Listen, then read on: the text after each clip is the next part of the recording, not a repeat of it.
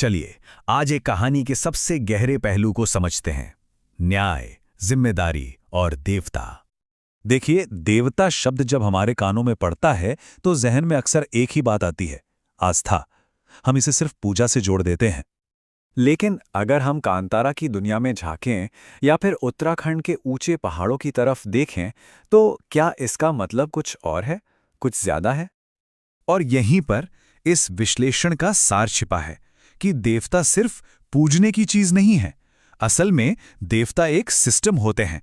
चलिए इसी विचार को थोड़ा और खोलकर समझते हैं।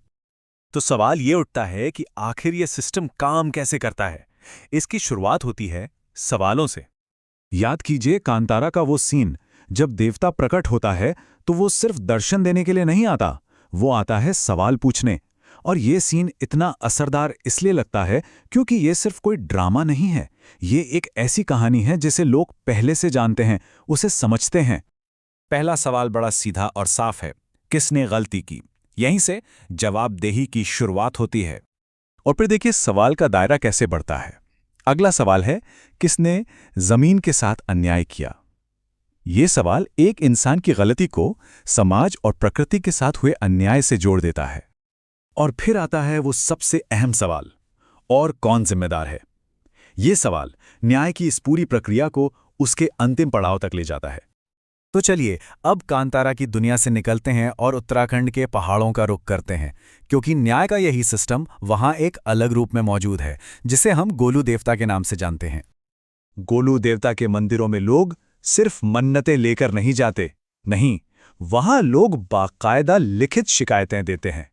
कागज पर अपना सच लिखते हैं, नाम लिखते हैं, और ये बहुत जरूरी है, अपनी गलती भी स्वीकार करते हैं। ये सिर्फ कोई रस्म नहीं है, बल्कि एक पूरा व्यवस्थित ढांचा है, एक प्रोसेस है। पहला कदम है लिखित शिकायत, यानी बात को दर्ज कराना।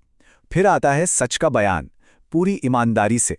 और सबसे जरूरी कदम है गलती की स्वीकृति, मतलब अपनी जिम्मेदारी को मानना। और इसके बाद पूरा समुदाय फैसले का इंतजार करता है। ये सब कुछ सबके सामने होता है, एक पारदर्शी व्यवस्था। यहां यह समझना बहुत जरूरी है कि यह पूरा सिस्टम डर पे नहीं टिका है, बल्कि जिम्मेदारी पर।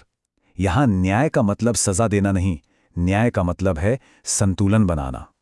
अब देखिए, कांतारा हो या उत्तराखंड, इन दोनों जगहों में एक बात बिल्कुल एक जैसी है, एक ऐसा विचार जो इस पूरे सिस्टम की बुनियाद है।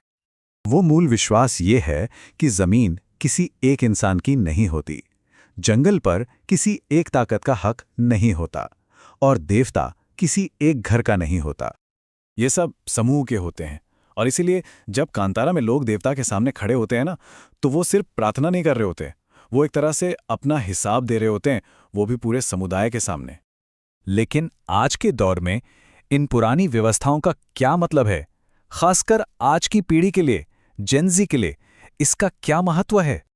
शायद यही वजह है कि आज की युवा पीढ़ी भी इन कहानियों से खुद को जोड़ पाती है, क्योंकि ये कहानियां सही और गलत का फर्क सिर्फ नियम कानून से नहीं समझाती, बल्कि जिम्मेदारी के एहसास से सिखाती हैं।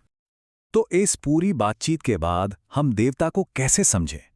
देखिए, देवता का मतलब डर नहीं है। देवता का मतलब है एक रिमाइंडर, एक याद दिलाने वाला सिस्टम, जो हमें बताता है कि हम अकेले नहीं हैं, हम एक समाज का हिस्सा हैं, और हमारे हर काम का असर पूरे समूह पर पड़ता है। लेकिन एक सवाल अब भी बाकी है, क्या ये सिस्टम सिर्फ अतीत की कहानियों में ही जिंदा रह गया है, या फिर आज के दौर में हमारी अपनी जिम्मेदारियों को समझने के लिए ये हमें कोई नया रास्ता दिखा सकता है?